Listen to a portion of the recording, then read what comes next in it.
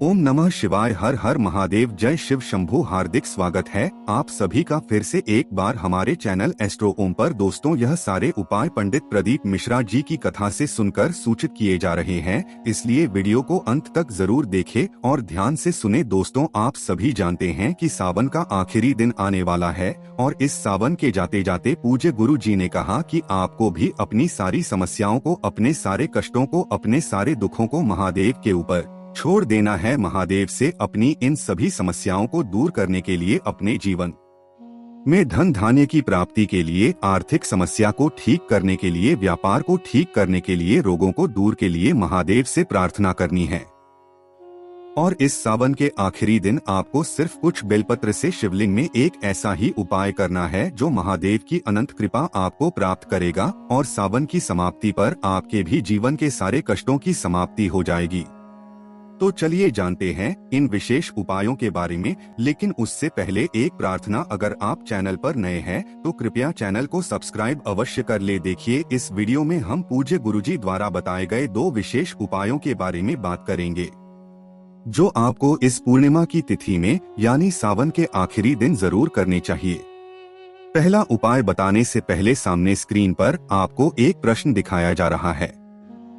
इसमें आपको बताना है कि महादेव ने अपने तीसरे नेत्र से किसको भस्म किया था, इंद्रदेव को या फिर कामदेव को। इनमें से जो भी उत्तर सही है वो आप कमेंट करके जरूर बताइएगा।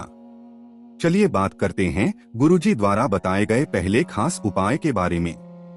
देखिए, ये उपाय उन करना है जिनकी कोई भी ऐसी मनोकामना है जो परिपूर्ण नहीं हो पा रही है। तो पूज्य गुरुजी कहते हैं कि सावन की पूर्णिमा में आपको बेलपत्र से ये विशेष उपाय जरूर करना चाहिए। आपके जीवन की कैसी भी मनोकामना हो, महादेव आपकी हर मनोकामना को परिपूर्ण करेंगे। देखिए, इस उपाय के लिए सबसे पहले आपको एक लोटा जल ले लेना है। लोटा आप तांबे का ले लीजिएगा और इसमें जल आप अपने किचन से ले लीजिएगा। फिर इसी के साथ आपको लेना है 5 बेलपत्र।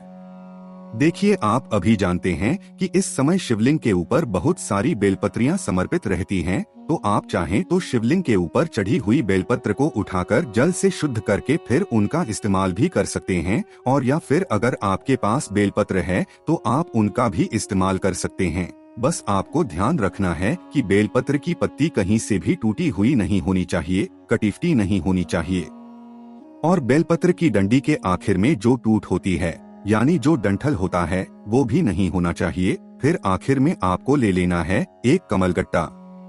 देखिए, कमलगट्टा आपको किसी भी पूजन पाठ वाली सामग्री की जो दुकानें होती हैं उनमें बहुत ही आसानी से मिल जाएगा, या बहुत से जनरल स्टोर होते हैं जो कमलगट्टा रखते हैं। तो ये आपको अपने आसपास की दुकान से बहुत ही आसानी से मिल जाएगा। अब ये तीनों सामग्री लेकर आपको पहुंच जाना है शिवालय। पूज्य गुरु जी ने कहा कि सावन की इस पूर्णिमा के दिन आपको ये उपाय किसी भी समय कर लेना है। सुबह से लेकर रात तक जब भी आपके पास हो तब आप इस उपाय को कर लीजिए।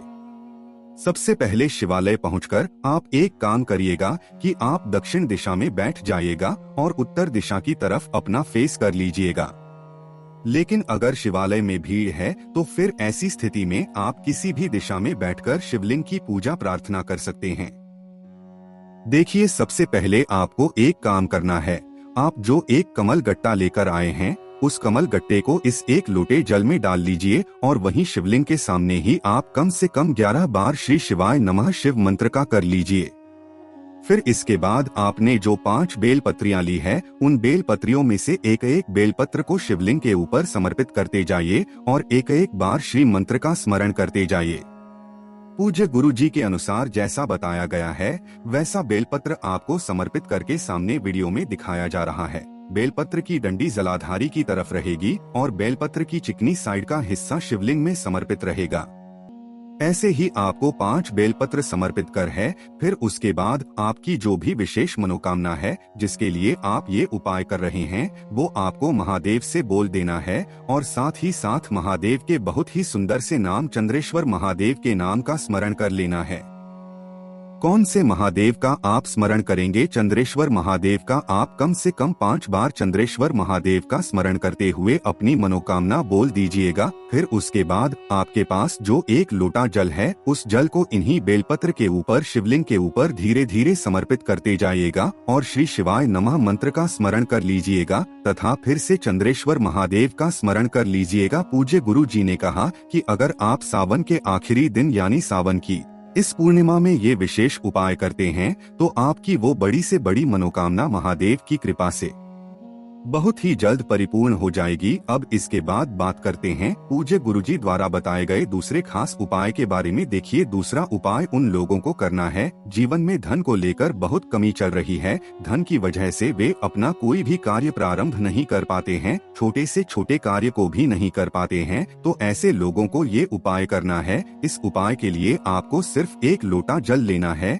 और 1 सफेद फूल लेना है। सफेद फूल आप जो भी लेंगे वो केतकी का नहीं होना चाहिए, क्योंकि केतकी का पुष्प महादेव में समर्पित नहीं किया जाता है। केतकी के अलावा आप चाहे तो आंकड़े का पुष्प ले लीजिए या फिर अन्य सफेद फूलों में से किसी भी 1 सफेद फूल का इस्तेमाल कर सकते हैं। अगर आपके पास नहीं है तो फिर आप शिवलिंग के ऊपर चढ़े हुए सफेद फूलों को उठाकर उनमें से कोई भी 1 सफेद फूल ले लीजिए और उसे जल से शुद्ध कर लीजिए। फिर आप उसका भी इस्तेमाल कर सकते हैं। अब देखिए, ये 2 सामग्री लेकर आपको पहुंच जाना है शिवालय। पूज्य गुरुजी ने कहा सुबह से लेकर शाम तक किसी भी समय आप इस उपाय को कर सकते हैं। देखिए, शिवालय पहुंचकर सबसे पहले आप जो 1 लोटा जल लेकर गए हैं, उस जल को शिवलिंग के ऊपर धीरे धीरे समर्पित करते और लगातार शिव महापुराण के मूल मंत्र श्री शिवाय नमः का स्मरण करते जाइए। फिर इसके बाद आप जो 1 सफेद रंग का फूल लेकर आए हैं, उस सफेद रंग के फूल को आप शिवलिंग के ऊपर समर्पित कर दीजिए और आपके जीवन में धन धान्य की जो समस्या चल रही है उसको दूर करने के लिए महादेव से प्रार्थना कर लीजिए। पूज्य गुरु जी ने कहा कि अगर इस सावन की पूर्णिमा में हम ये विशेष उपाय करते हैं तो माता लक्ष्मी हमसे बहुत ही शीघ्र प्रसन्न हो जाती हैं और हमारे जीवन में भी धन धान्य की प्राप्ति होती है। अब इसके बाद बात करते हैं पूज्य गुरुजी द्वारा बताए गए तीसरे खास उपाय के बारे में। देखिए, ये उपाय आपको अपने घर पर ही करना है। ये उपाय भी उन लोगों को करना है जिन्हें अपने जीवन में धन की प्राप्ति करनी है, सुख समृद्धि मान सम्मान ऐश्वर्य की प्राप्ति करनी है, बुद्धि विवेक की प्राप्ति करनी है। इन सभी के लिए आपको ये उपाय कर लेना है। इस उपाय के लिए आपको सिर्फ 1 दीपक लेना है। दीपक आप अपने घर पर शुद्ध आटा मारकर उसका बना लीजिए और इस दीपक में आपको लंबी रुई की बत्ती लगानी है। साथ ही साथ इसमें आपको घी का प्रयोग करना है और फिर इसी के साथ आपको 1 हरी इलायची और ये दीपक लेकर पहुंच जाना है अपने घर पर माता तुलसी के पौधे के सामने। देखिए, ये उपाय आप शाम के समय में ही करेंगे, सूर्यास्त के बाद ही आपको ये उपाय करना है। अब देखिए, सबसे पहले आप जो दीपक लेकर गए हैं उस दीपक को माता तुलसी के पौधे के नीचे रख दीजिए और उसे प्रज्वलित कर दीजिए। दीपक जो बत्ती है उसका मुख उत्तर दिशा की तरफ रखते हुए इस दीपक को प्रज्वलित कर दीजिए और फिर 11 बार ओम महालक्ष्मी नमः तथा 11 बार श्री गणेशाय नमः, इन दोनों मंत्रों का 11 बार स्मरण करने के बाद आप जो 1 हरी इलायची लेकर गए हैं उस हरी इलायची को इसी दीपक के अंदर डाल दीजिए। देखिए, दीपक आपको इस प्रकार से करना है कि दीपक की लव की वजह से तुलसी के पौधे की कोई पत्ती झुलसे ना, तो आपको बहुत ही सावधानी से इस दीपक को करना है। पूज्य गुरुजी ने कहा कि इस प्रकार से अगर हम अपने घर पर ही ये दीपक करते हैं तो माता लक्ष्मी की कृपा हमें प्राप्त होती है और साथ ही साथ भगवान विष्णु की भी कृपा प्राप्त होती है। तो दोस्तों, ये थे पूज्य गुरुजी द्वारा बताए गए 3 बहुत ही खास उपाय। अगर आपको जानकारी अच्छी लगी हो तो वीडियो लाइक करिएगा। मिलते हैं फिर एक नए वीडियो के साथ। ओम नमः शिवाय। हर हर महादेव। जय शिव शंभू।